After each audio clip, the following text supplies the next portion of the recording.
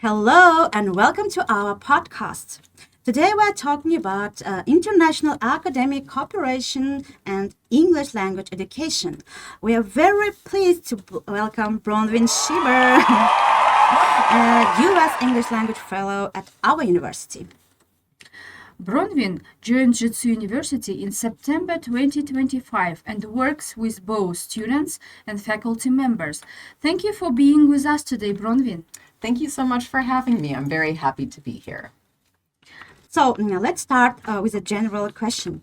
So to begin with, could you tell about your role as U.S. English language fellow and your main responsibilities here?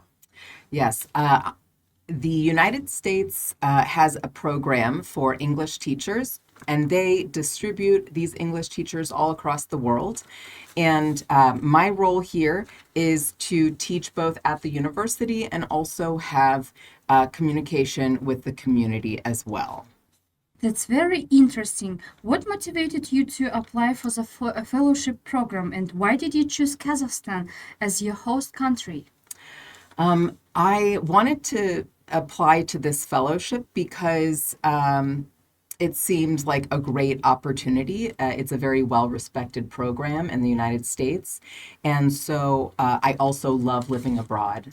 And I've always been very interested in this part of the world, actually, because I come from a country of diversity, and Kazakhstan is also a country of diversity, and a very different diversity than what I have. So I also just was very captivated by what I saw about Kazakhstan.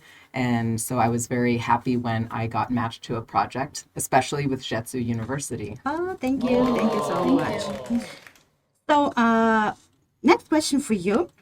How does this fellowship support educational cooperation between U.S. and Kazakhstan? The fellowship brings teachers to universities, as I said before, and that allows exchange between teachers, right? We all work together. With some teachers, I plan classes together so we can learn from each other different ways of teaching. And it also allows me to explain and help other teachers if they are interested in teaching in the United States. I can help them with explaining what kind of opportunities they have to do that with this program. Yeah, maybe you can call it like an exchange experience, yes? Exactly. Between each other, yes. Thank you. Yeah, your work is very helpful for our teachers. Oh, So, in thank your you so opinion, why are partnerships like this so important for English language education today? Well, I think first and foremost, it's kind of invigorating when you have an opportunity where you can only speak in English because I don't understand Kazakh or Russian. So all of the teachers maybe were a little bit comfortable before, and now they have to speak more English with me around. Yeah, because you're I right. don't understand them. So but you know some Russian words. Oh, you're very kind. You're very kind. I know 3 Russian words, And also Kazakh, yes? Am I right? Yeah, maybe 2 Kazakh words. That's good. more, I think. Oh, thank you. Thank you. I try.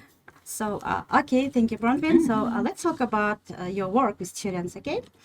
So, what types of activities do you usually do? Classes, workshops, projects, or speaking sessions? I am a very big believer in listening. I think that is the number one most important skill, because even though you have conversations and you're speaking, you need speaking practice, of course. Sometimes more than half of conversation is listening. And so I really, in my classes, I focus on listening and speaking because I know that is something that I can do maybe perhaps more easily, or I'm not sure, but I know that I have been asked to focus on speaking, which I'm happy to do. And I also incorporate a lot of listening in that. And especially with the homework, I really incorporate a lot of listening as homework. Yes, like as native speaker. Yes. Yes. Yes, that's right. Thank you. Yes. Mm-hmm. And on a related note, how do you support English language teachers and contribute to the university's English program? I try to support teachers by, talking with them as much as possible, hanging out in the office to be there. If anyone wants to talk about curriculum or what kinds of activities to do, or just, day-to-day life, because that's also good practice for teachers is to be able to speak with a native speaker. And I also really like to share experiences and hear what they do in their classes, what you do in your classes, because I'm also here to learn. It's an exchange, as you said before. Yes. And I don't know everything. And everyone here has so much experience that I can also learn from. And it's important to have reciprocity in our relationships. So that's how I support them, and they also support me. Yes, that leads us to teaching methods. Yes. And I'm very happy when you speak with me every day. But it's not. Especially me too. Yeah. But unfortunately, sometimes I have no time. Yeah. And I think that's the biggest challenge for most teachers, right? Yeah. You all are so busy. I understand. I understand. Yeah. Thank you. Okay, so what approaches from the USA education system do you bring into your work here? From what I've noticed, I feel like Kazakhs use very similar methods to Americans. Really? Really? Yeah, it's a lot of student-centered, right? You try to have very active classes. And what is, at least from my experience in the States, we focus on student-centered activities. And I notice a lot of Kazakh teachers doing that as well. But maybe something that's more American that I've noticed so far is more project-based learning over the entire semester. So we tend to not have as many exams, and we focus on having a big project that students work on throughout the semester. But maybe you do that here, and I just haven't seen it yet. So No, we do it. yeah, Yes, yes, Yeah. yes, we have. yeah. So how do these methods help students build confidence in using English, not only in class, but in academic and professional contexts? I think it's really important for anyone to be able to see how much work they have accomplished. And with project-based, like a large final project, if you do a little bit at a time throughout the semester and you slowly build that, then you will, at the end of the semester, you see all of your work and you think, oh my God, I did all of that. That was my stuff. And that's important to see, right? It's important to reflect and Yeah, totally agree with you. yeah. So I think that can help build confidence when you see your work. And also, of course, just like with the teachers, the students have to speak in English with me, even if they have a problem and they didn't understand something in class. We still have to talk about it in English, and they do that. And that has to, I hope that contributes to their confidence. 'Cause that is a challenge, and they do it. So they should be proud of themselves. Students, you should be proud of yourselves. Yeah, that's right. We also proud Yes. of ourselves. Oh my gosh, of course, teachers, you have to For be proud of example, yourself. for example, we too can compare Compare the beginning, for example, how we spoke, and now how we understand and spoke with you. Yeah, I it's think like we have two a lot different of- way. Yeah, well, I think we have a lot of progress. Oh, Yeah. Malatia, thank you. Yeah, so thank you for Because it. of you. Because of you, you could also not talk to me. And so you put effort in. So bravo. Thank you. Thank you very much. And as we wrap up, what advice would you give to students and teachers who want to benefit from international educational partnerships? Well, first, I would say to everyone, if you want to live abroad, start watching TV. Listen to English all the time. But also, I would say, apply. If you don't get it this year, apply again next year. Keep applying. Yes, try. Yeah, if you don't try, Yes, you will fail because you didn't try. that's right. So just try. Okay, so Bronwyn, from a personal perspective, what have you learned from working with students and colleagues in Kazakhstan?